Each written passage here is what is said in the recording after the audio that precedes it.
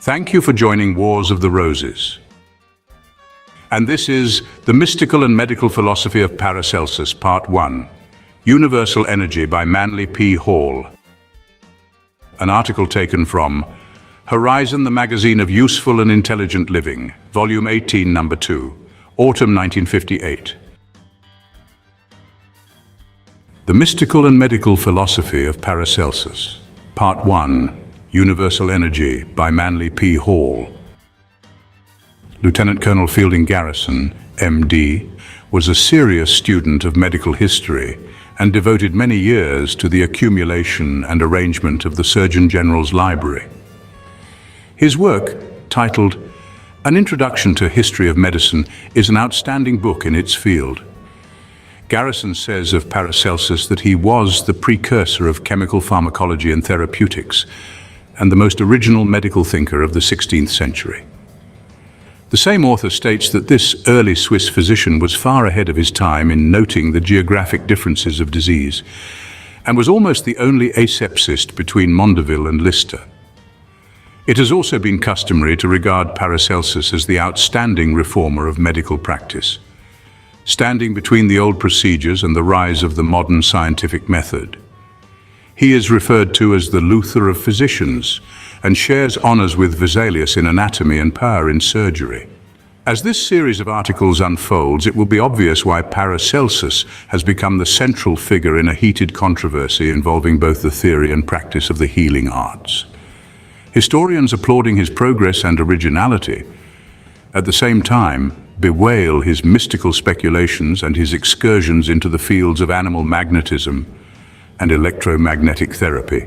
He has come to be regarded as a most complex man, combining a high degree of skilled observations and a variety of superstitious beliefs. Some have attempted to excuse his intellectual eccentricities on the ground that he was a product of a time in which there was no clear division between religion and science, and a large part of knowledge was still inseparable from astrology, alchemy, Kabbalism, and the Hermetic arts. It is obvious, however, that Paracelsus was aware of the impending struggle between medicine and magic. He warned his contemporaries that to divide therapy from religion was a grave error of judgment. To him, the advancement of practical therapy depended upon a continuous exploration of the invisible side of nature, a search for causes and the realization that man was not simply a physical creature, but a living soul whose internal attitudes could profoundly affect his health. The findings of Paracelsus included his discovery of hydrogen and nitrogen. He successfully developed methods for the administration of mercury in the treatment of certain diseases. He established a correlation between cretinism and endemic goiter and introduced the use of mineral baths. The German philosopher Lessing is outspoken in his praise of Paracelsus, and his remarks summarize the attitude of many who have investigated the Paracelsian corpus. Those who imagine that the medicine of Paracelsus is a system of superstitions which we have fortunately outgrown will, if they once learn to know its principles, be surprised to find that it is based on a superior kind of knowledge which we have not yet attained, but into which we may hope to grow. Paracelsus, known in his own day as the Swiss Hermes, was born about 1490 in the canton of Schwyz. He was burdened with a most formidable name, and at the height of his career preferred to be referred to as Philippus Aureolus Theophrastus Bombastus Paracelsus von Hohenheim. This was rather too much for ordinary usage, and he is remembered simply as Paracelsus. His brief and troublous life terminated about his 51st year.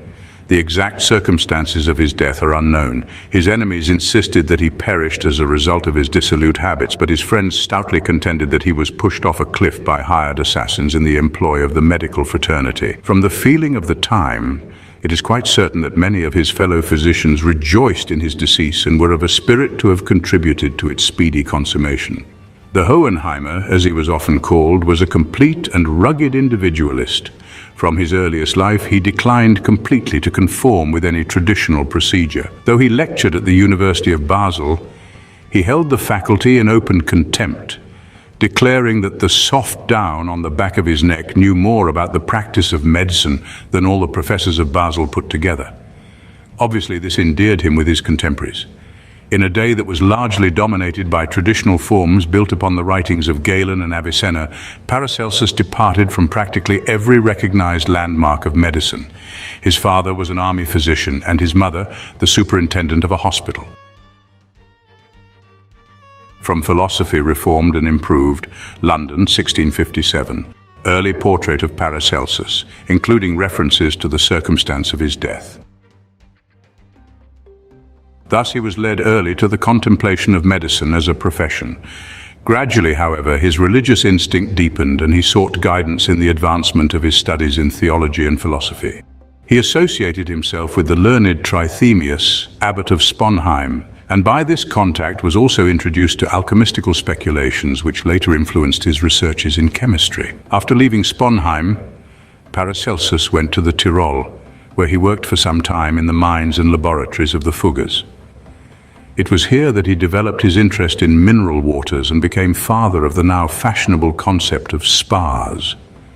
He discovered that the most satisfactory way to learn in his rather benighted day was to observe, and later, under suitable conditions, to experiment practically with the information which he had accumulated. He had a prodigious memory and an insatiable curiosity, and these contributed to make him one of the outstanding empiricists in the field of the sciences.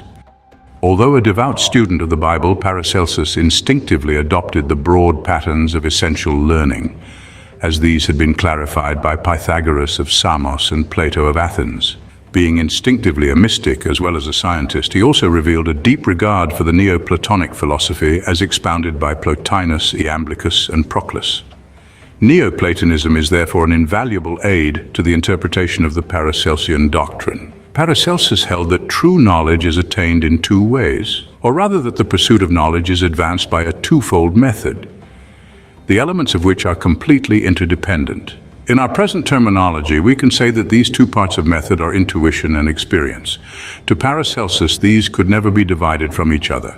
The purpose of intuition is to reveal certain basic ideas which must then be tested and proven by experience. Experience, in turn, not only justifies intuition but contributes certain additional knowledge by which the impulse to further growth is strengthened and developed.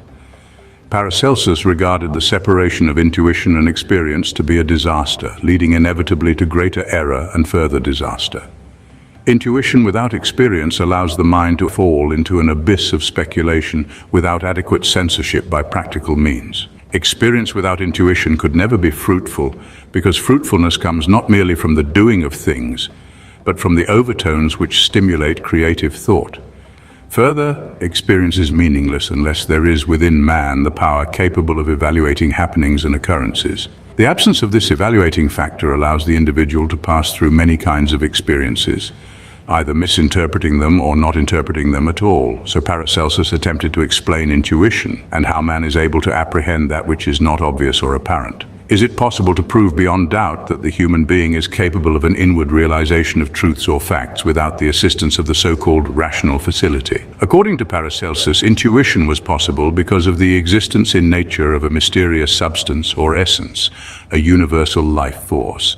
He gave this many names, but for our purposes, the simplest term will be appropriate. He compared it to light, further reasoning that there are two kinds of light: a visible radiance, which he called brightness, and an invisible radiance, which he called darkness. There is no essential difference between light and darkness. There is a dark light, which appears luminous to the soul, but cannot be sensed by the body. There is a visible radiance, which seems bright to the senses, but may appear dark to the soul. We must recognize that Paracelsus considered light as pertaining to the nature of being, the total existence from which all separate existences arise. Light not only contains the energy needed to support visible creatures and the whole broad expanse of creation, but the invisible part of light supports the secret powers and functions of man, particularly intuition. Intuition, therefore, relates to the capacity of the individual to become attuned to the hidden side of life.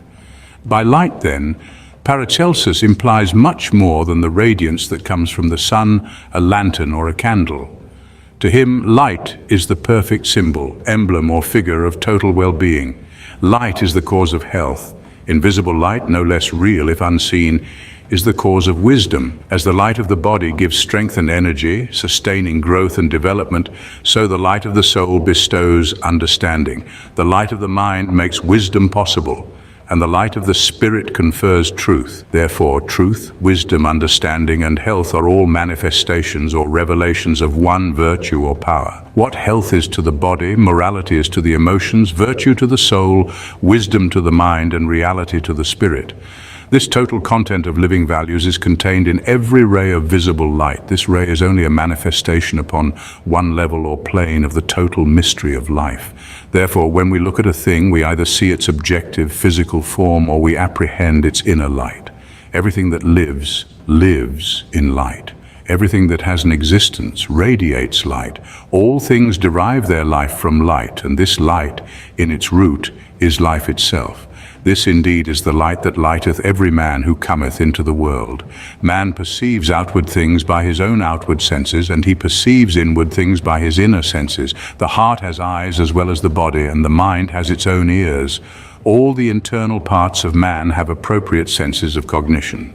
To each of these parts, a message can be conveyed. Such messages can come either from light, which is the force of the energy which conveys, or from the works of light upon any of the levels of the world.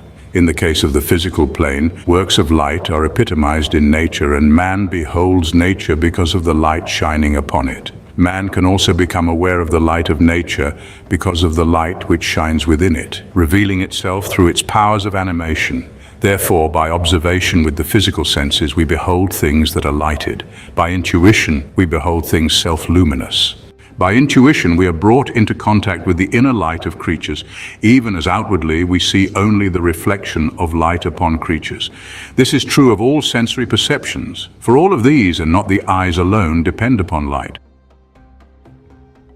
Paracelsus might seem to differ from the moderns, but when we understand his true meaning of light, as containing the total impact of life upon creation, we see that he is dealing with an energy or principle beyond what we generally think of today.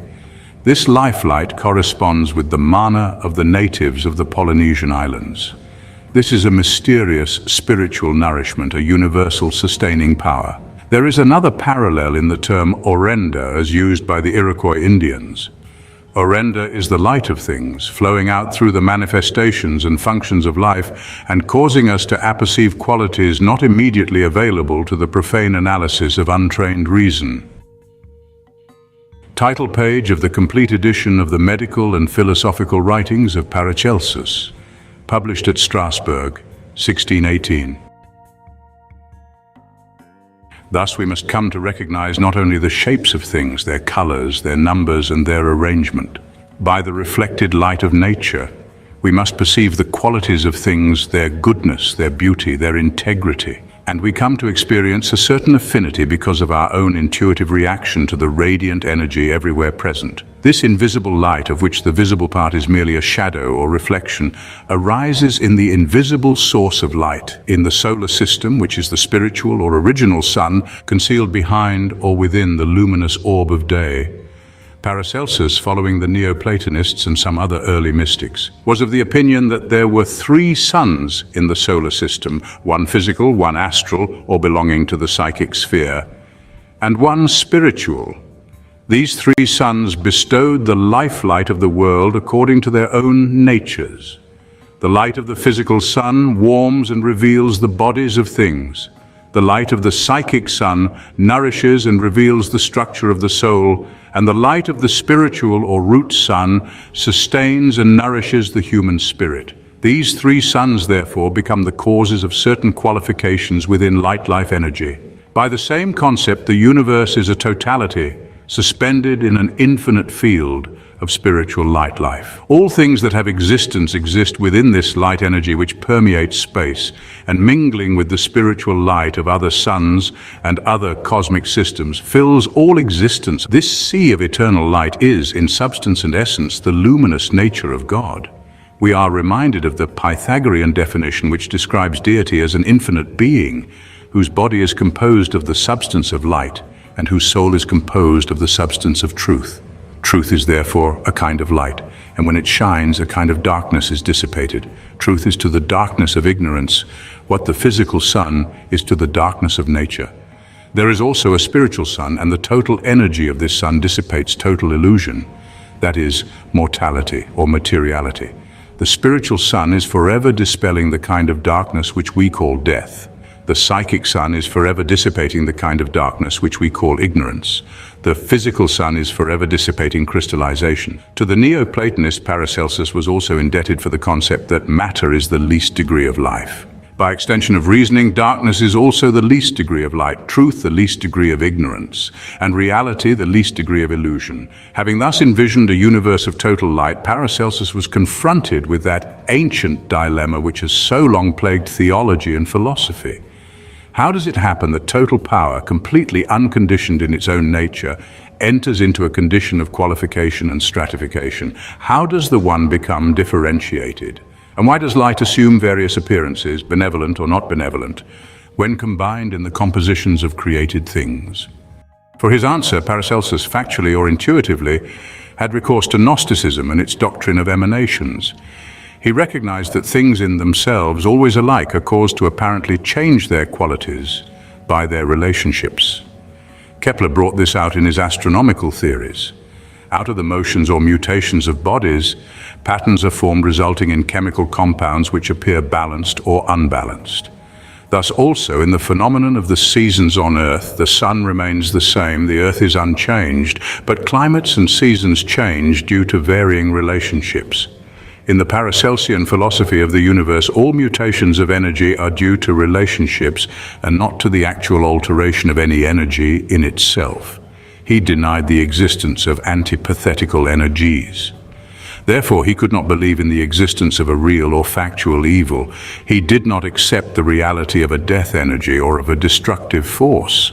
He believed, however, that certain mutations or relationships between energy foci were benevolent to one thing and not benevolent to another. Because of these mutations within the energy fields, no energy is equally benevolent to all things at all times. Thus, if we have a depletion of energy, it may appear to afflict or burden a creature because it does not meet the immediate requirements of a particular organism. There are seasons in the world of energy, even as upon the earth. For while those in northern climates are shivering from the cold, the inhabitants of the southern hemisphere are enjoying a warm and pleasant summer. Thus we come closer to the essential problem of energy. The earth, bathed in a world of light, passes through day and night, bearing man along the road of light and darkness. The human being can never be further from or nearer to any essential principle necessary for his survival. By mutation, however, nature itself is more abundant in certain energies at certain times and is somewhat deficient in these energies at other times. Paracelsus, as a skilled observer, pointed out that in some climates there are animals which hibernate when the necessities of existence are not available, whereas there are other animals, differently constituted, which provide in various ways for survival during seasons of sterility. Man also possesses within himself reservoirs wherein he can store up psychic and spiritual energy to preserve his life through the great psychic mutations of nature. Thus, man is able to survive while energies are at their ebb. In some of his writing, Paracelsus seems to refer, at least indirectly, to the endocrine chain in the human body. These glands, or more correctly their magnetic fields, are important as means of storing and regulating the distribution of energy. If, however, man depletes his resources too rapidly, and this depletion occurs at a time when restoring energies are less available, he may find himself in a serious state of fatigue, exhaustion, or devitalization. From Opera Medico-Chimica Civ Paradoxa, Paracelsus, Prince of Physicians, 1493 to 1541. Man, together with all other living things, is bound to the total universe by energy correspondences. Everything that lives, whether it be a tiny organism in a drop of water, a mighty tree, a huge animal, a small herb hidden by the roadside, is a focal point of universal life energy. It is the duty of the physician to examine the celestial constellations of the sky, the terrestrial constellations upon the earth, and the physiological constellations within man. Heaven seems to have inverted itself upon the earth. For every star in the sky there is a flower in the meadow, and for each ray that comes out of space there is an integration on every level of structure. There are mineral integrations as well as vegetative, animal, and human integrations. Paracelsus pointed out that the animal kingdom has a certain instinctive apperceptive power by which its creatures are able to fulfill the laws of their kind, even though they could not become learned or acquire intellectual wisdom. In the human body, every drop of blood, if permitted normal opportunity, will obey its God, keep the universal law, and function according to its proper place in the universal plan. It is only when the harmony of the world is disturbed or interfered with that the fruits of inharmony must be endured. To return for a moment to the constellations growing in the meadows. About herbs and their secret virtues, the Swiss Hermes was well informed. From old European herbalists and the wise men of Constantinople, Paracelsus had become deeply learned in the use of medicinal plants. According to his doctrine of sympathetic resemblances, all growing things reveal through their structure, form, color, and aroma their peculiar usefulness to man. The average physician may not notice these resemblances immediately, nor be able to explain them, but simple people have discovered the healing virtues of plants by instinct or intuition. Perhaps the mind of the herbalist intuitively sensed in the design of the plant the organ of the body or the physiological process which it could benefit. Therefore, von Hohenheim admonished the physician to search within himself for the spiritual insight by which he could recognize and even sense the energies of plants. The physician should sit quietly in the meadow, relax, and with deep faith and a prayerful heart, without which none of the works of God can be accomplished, open himself to the universal mystery of health. If he does this, he will perceive the stars in his own soul. He will note how little blossoms follow the motions of the planets, some to open their petals according to the phases of the moon, others by the cycle of the sun, and still others by response to the most distant stars. Plants derive their energies from the two great sources of life in nature, the outer atmosphere and the earth beneath. The earth itself, according to Paracelsus, is not only composed of 4 elements, but is permeated by a peculiar kind of energy. This is captured in the earth by minerals and metals, for these are to the underworld what plants are to the surface of the earth. Paracelsus discovered some of these secrets while he was working far below the ground in the mines of the Fuggers.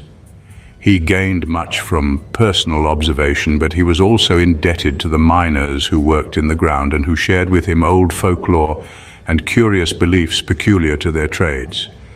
They explained to him that minerals, like plants and animals, are born, grow, decrease with age, and finally die. Men seeking gold, for example, may find none in a certain place, but returning years later, discover that fine threads of this precious metal have extended themselves through the ore. Instead of ridiculing such stories as mere superstitions, Paracelsus examined each report carefully and was moved to agree that mysterious things could happen for which there appeared to be no reasonable explanation. All bodies seem to have their roots in atmosphere or space. They derive their nutrition from an invisible field of substances which is an intangible kind of earth. Thus the universe is an inverted garden with its roots in space. This intangible atmosphere is the source of all elements and substances and the nutritive agent which maintains the living processes. It is also the root of intelligence and emotion and the source of certain archetypes or patterns by which species are differentiated. Various kinds of energy can be released only through creatures or beings in whose natures appropriate sympathetic polarities exist.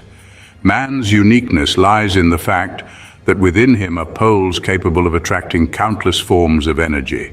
Therefore, man is capable of knowing everything necessary to his own survival. He can attain to all necessary ends because the roots and seeds of universal achievements are within him.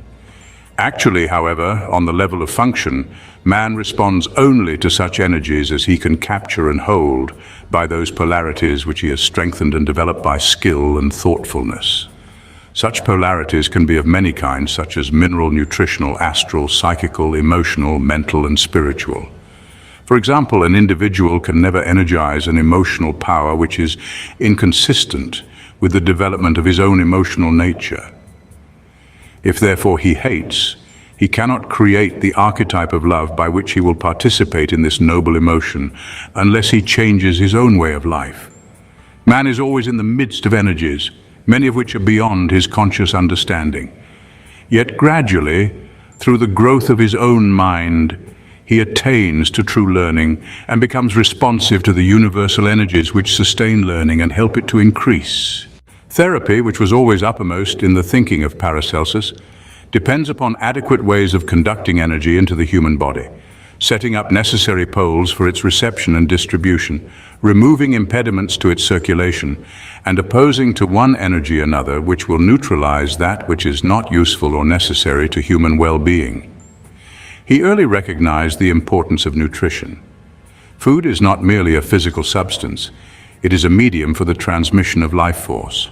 Several plants growing in the same soil will develop differently according to their natures. Some will have red blossoms and others white. Some will have fragrance and others have no odor, or possibly an objectionable one. It is the nature of the plant which determines what it takes from the soil, and it is the nature of man that determines what he will derive from universal nutrition. But this energy will help all things to grow according to their kind and constitutions. Man possesses the power to change certain parts of himself. He can become more noble or more kindly. He can engage in activities which strengthen him, or he can neglect his needs and thus diminish his proper powers. Some energies come directly from the sun, others from outer space, and still others through those growing organisms which man transforms into food. One kind of energy generates the poison of the serpent, which appears to be dangerous to man. But we have come to know in the course of centuries that Paracelsus was correct, that even the poison of the serpent can be useful if man can discover its utility. The human being is therefore the alchemist, and within his body, wonderful transmutations are continuously taking place. Art perfects nature, and man, the artist, has the skill to prepare the garden of his soul for the useful plants that can grow and flourish there. These psychic herbs and simples are for the healing of all sickness, both in man and in his world. The great magician is the master of energy. He creates for it suitable instruments of expression. He calls it forth with the magic wand of his will. He performs and regenerates his disposition, his character, and his temperament. He overcomes in himself those bad habits, negative attitudes, and false beliefs which draw to him energy which is not useful. He cultivates the way of God in nature and increases in righteousness. He respects life around him. He dedicates his skills to the services of those who need. Thus, he becomes truly good and pure. Having established his own consciousness in the way of wisdom, he finds that suitable energies flow into him. His good resolutions are immediately strengthened. His consecrated mind experiences new vitality. Each constructive thought brings more life to his thinking. He is responsible for his use of energy. Who uses it wisely enjoys the blessings of God. Who uses it unwisely is deprived of these blessings and must wander in the darkness of ignorance and sickness. Only the good man can have good health, and only the wise man can be truly good.